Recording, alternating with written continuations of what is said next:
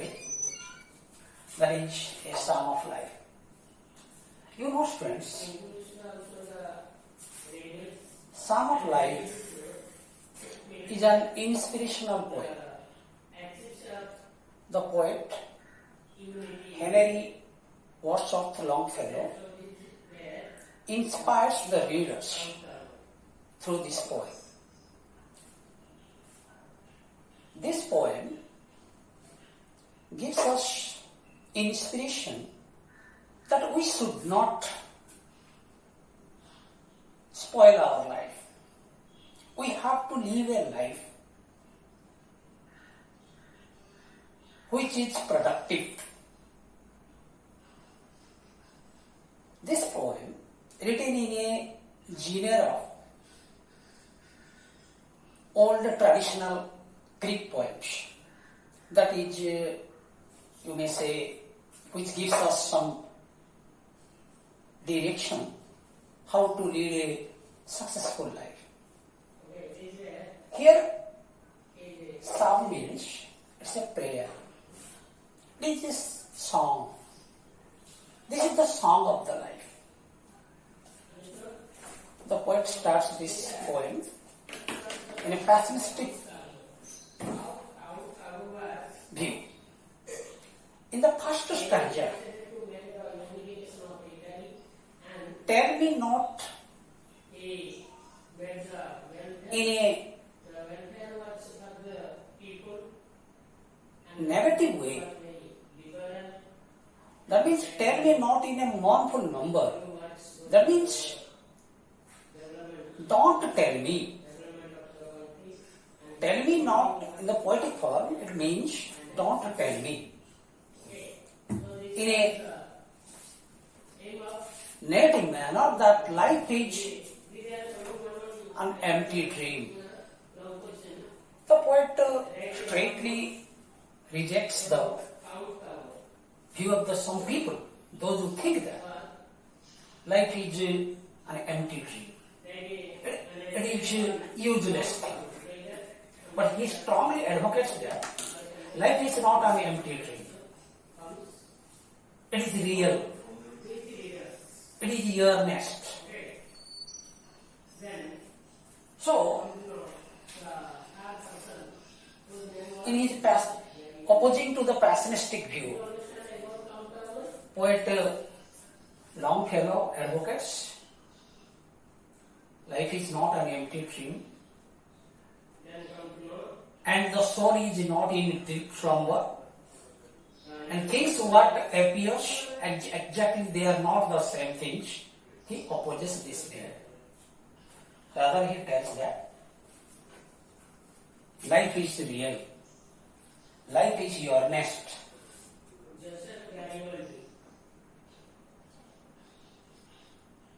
And the real aim of the life is not to spoil the time, kill the time. Rather, he tells us the biblical line, dost thou art, to dust thou returnest. This biblical line which he highlights in this poem. He tells that though our body is made of the dust, and it is sure that one day it will return to the dust. We, as per our philosophy, the 5 elements which our body is made of, one day it will return to the nature, the fire, the water, the soil, all these things which our body contains, it will return back again. But the poet is not agree with this view.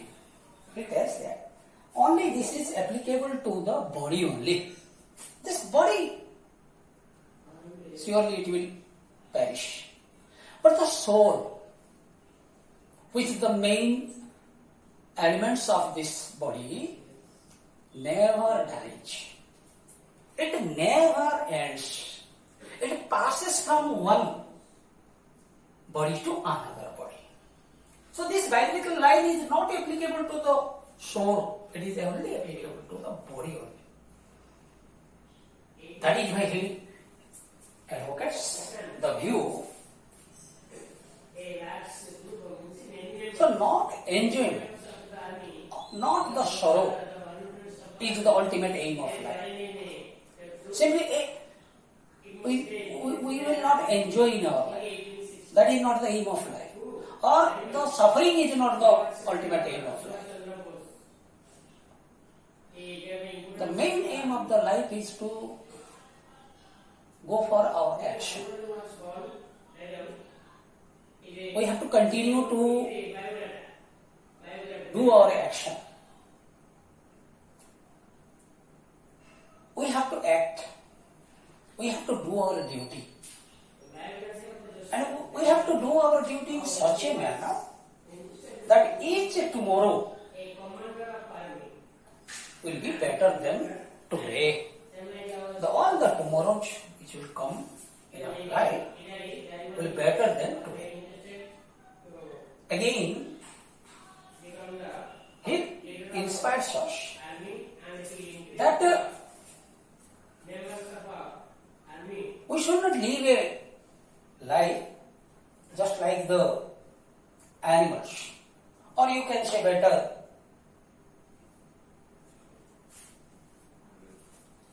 like the animals which are led by the other human beings, which cannot live their own life. In his language, he tells us that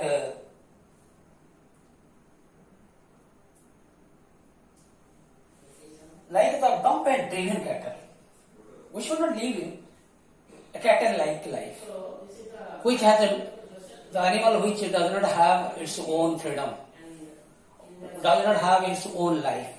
It is led by others. So he advises us. We have to live a life of our own. We should not be controlled by others. Rather, we have to decide our own life, own way of actions that will bring prosperity in our life. So we should not be dumb and driven cattle. As a social human being, we have to ask our own person, own feelings. We have to do that things for our life. You know, in the second stanza, life is real, life is earnest. This is the optimistic view of the life. Life, what the pessimistic view tells that life is an empty dream, he straightly rejects this view. He advocates the view, life is earnest. What do you mean earnest? Earnest means here,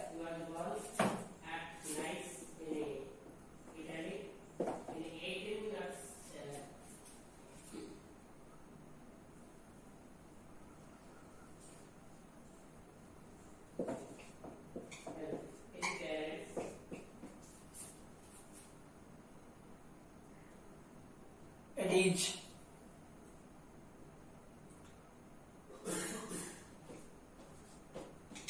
life or serious. Life is serious.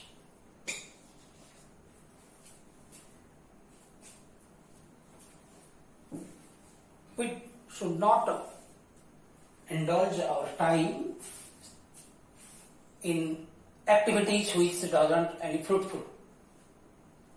In the next time, the poet advocates that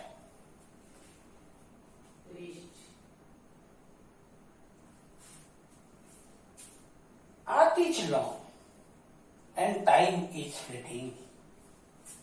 Art never dies, education never dies, knowledge never dies. It is permanent in nature. We human beings may pass away from this world.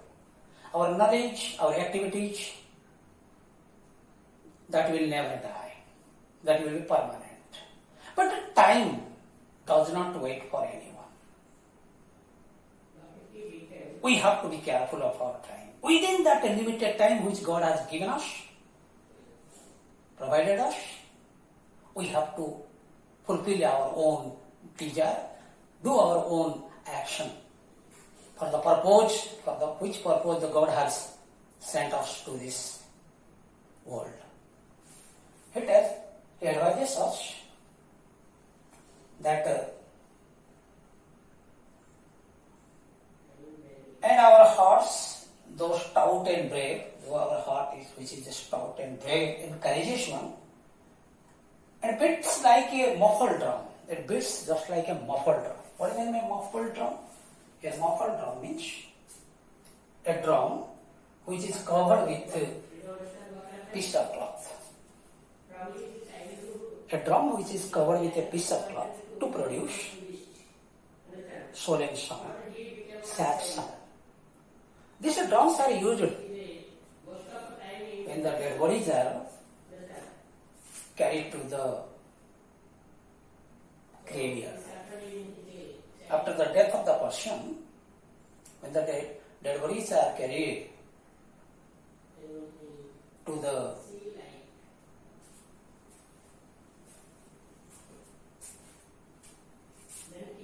burial ground, or if a Christian maybe to the graveyard, these drums were beaten to produce a solemn sound, sad sound. Because the occasion was sad occasion. Because the death or demise of somebody is a occasion of sad occasion. Just like the muffled drum, in our body, our heart beats continuously. It also gives the sound of sad sound. That instructs us, we are also moving every moment, every second, we are coming closer to our death. We have to listen the sound of our heart. That reminds us, every second we are closer to our death. But unfortunately, people forget all these things about the life's purpose. They indulge themselves in unwanted activities. Again, he tells us,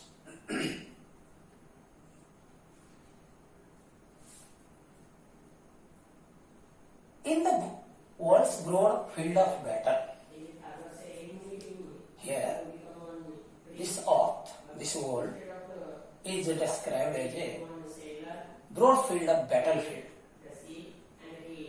You know, this world itself is compared with a battlefield. So this type of comparison, direct comparison to this world, to a battlefield, is a metaphorical use. It's a metaphor. You can say this is a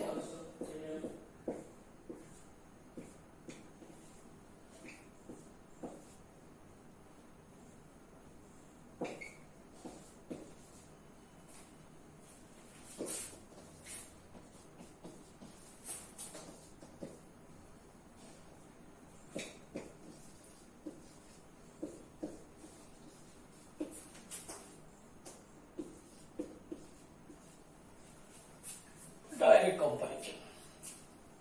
So, poet Longfellow describes this world as a battlefield. And in the bivouac of life, this our life is just like a bivouac. Bivouac is a French word. It means the temporary camp for the soldiers. After the war, up to get some comfort to the body when the war completes, or as in the old time, at the night time when the soldiers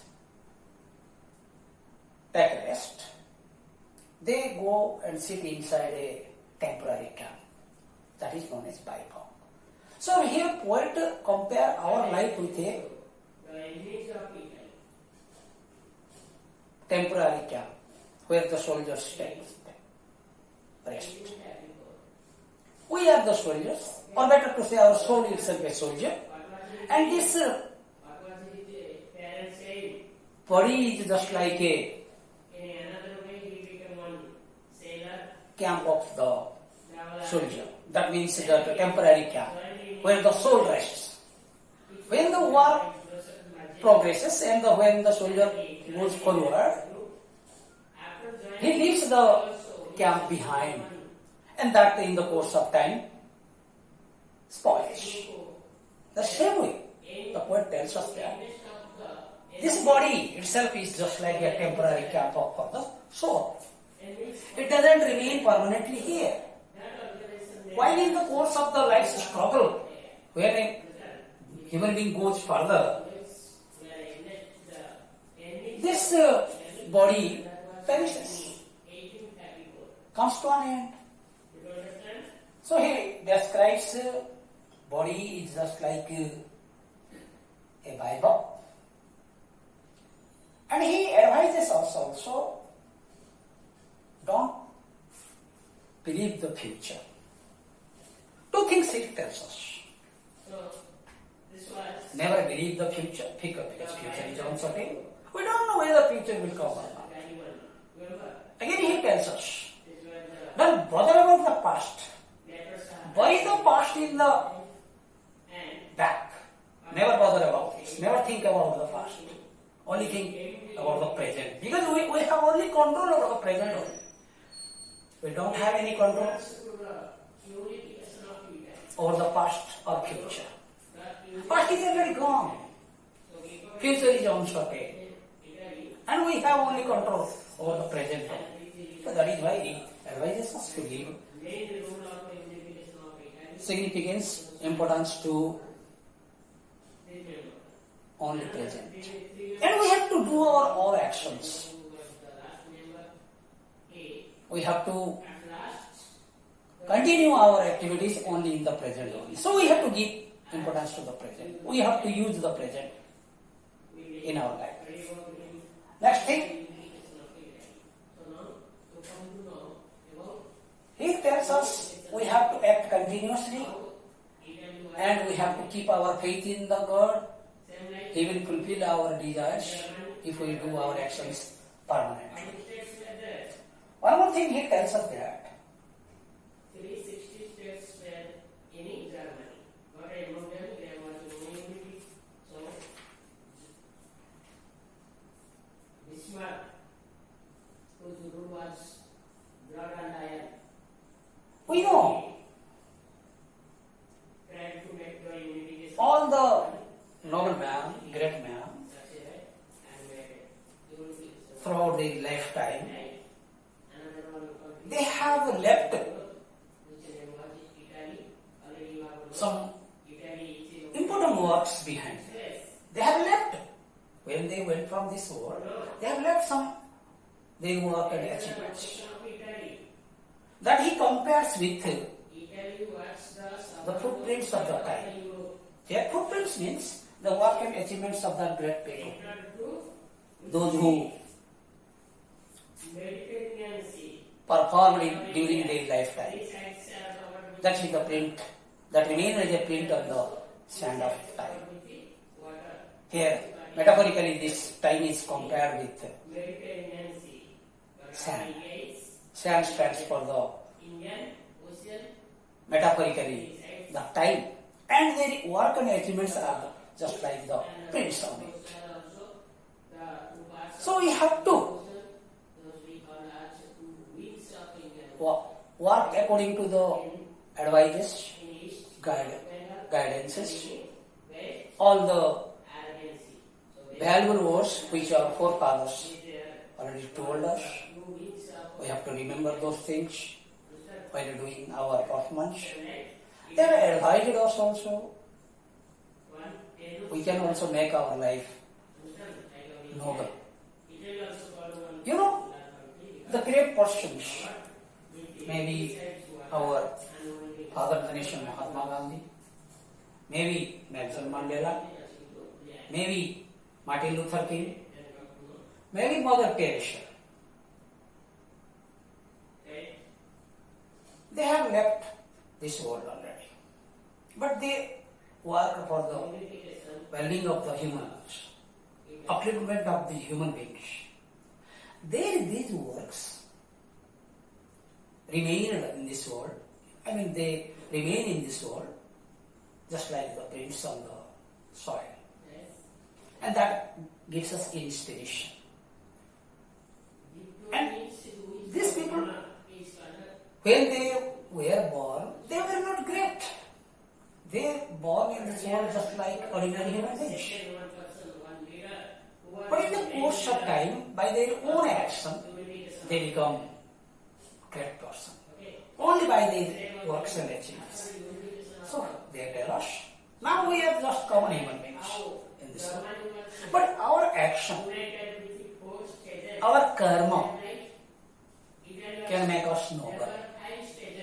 If we try our level best, we can also make our life a noble life. Make ourselves a famous person by our work and achievements only. So we have to follow their footprints. That means their works and achievements. That will one day will make us a great man in this world. See? So here with Henry Wordsworth Longfellow advises the readers follow the footprints of the great people. And that will make us, that daily works and achievements will inspire us and guide us in the true path of the life, and that will make our life noble. Again, what tells us here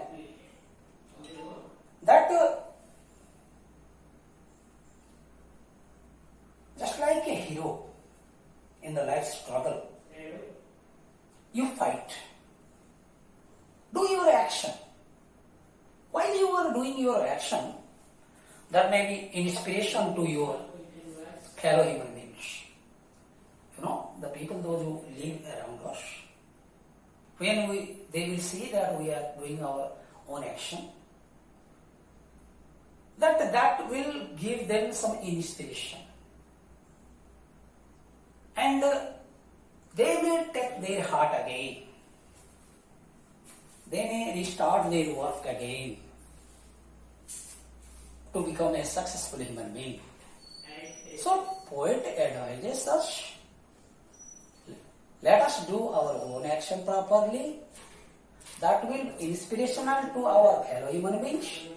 Those who have already lost the life's battle, they may start their work again. And this world will be a happy environment, happy surrounding to live for all human beings. So we may give inspiration, we may give some inspiration to our fellow human beings. They will start their work and become successful again. Finally, poet advises us. So now you get up. Don't spoil time.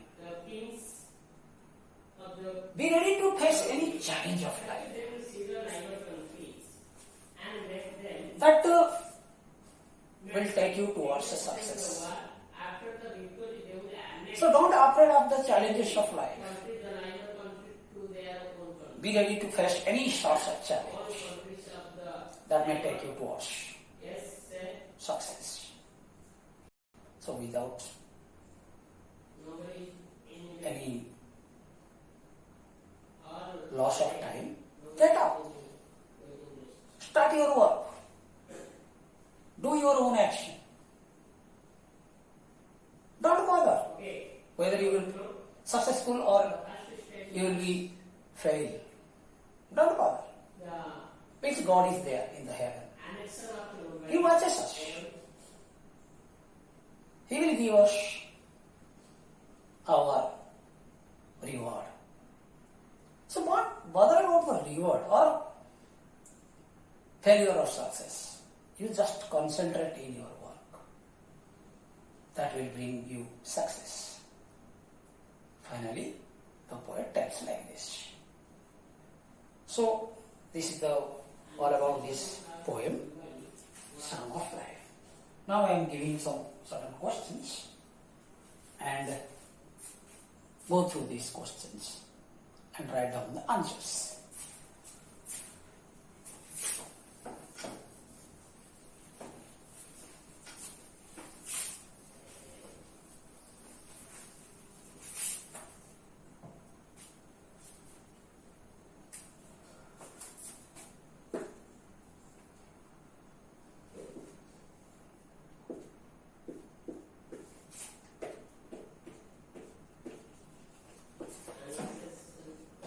What is the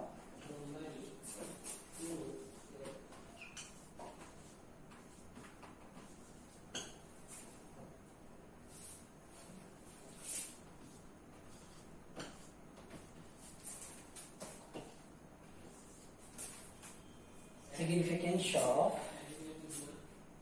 first line of the poem?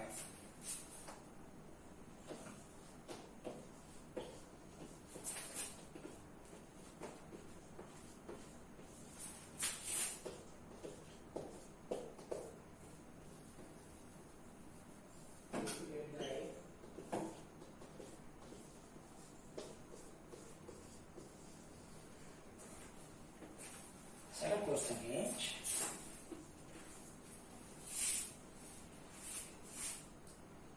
what does the expression muffled drums?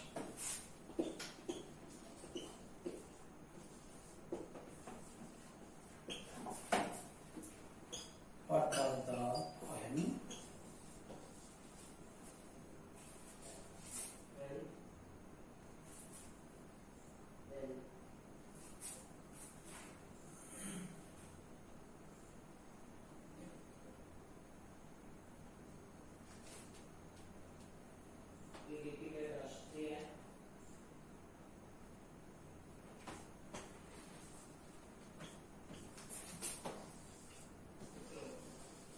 tell about like what does the poem tell about the life?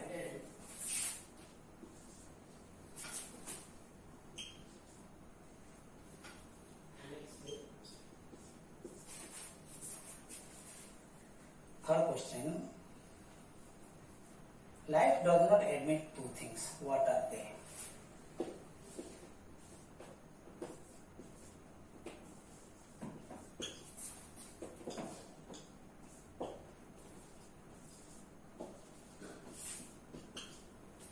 Does not admit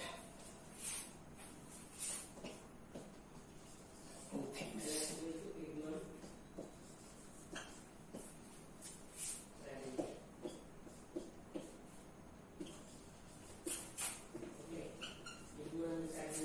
What are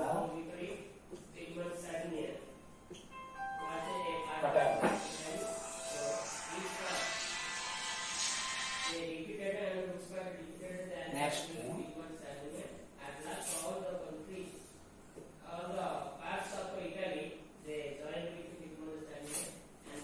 Fourth question,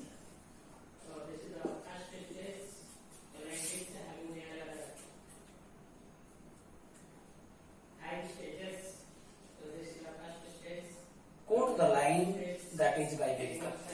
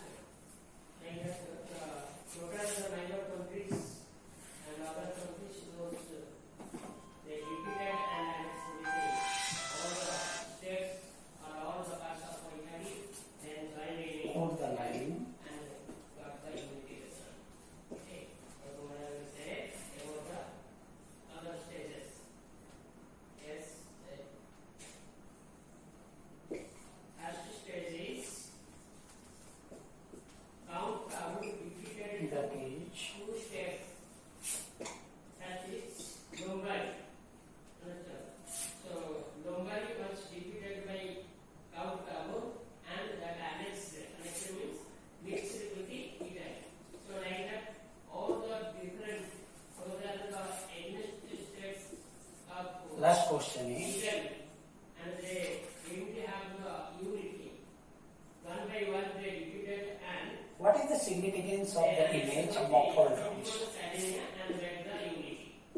Understand? Because these birds were under control of other kings. So many kingdoms were there. One by one kingdom they repeated and that annexed with their own bird. Understand? This is called the unity. And all will join in a Muffled drums. that is called unity. So this is the first stage. Then I will say even to okay. Thank you. Now your English subject is going to start. Okay. Thank you. So here, these are the 5 questions for you. So, first of all, try these 5 questions. We have already discussed these questions in your classroom. Go through this poem thoroughly.